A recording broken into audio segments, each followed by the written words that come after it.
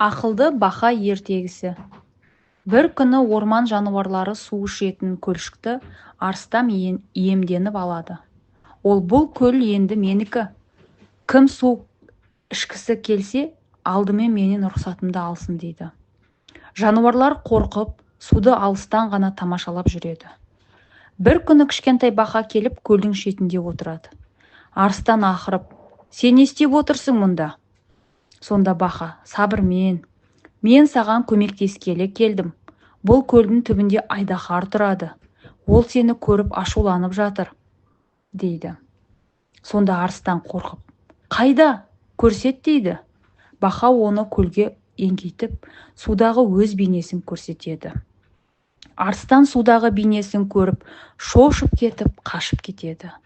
Содан кейін барлық жануарлар қайтадан еркін су ішетін болыпты.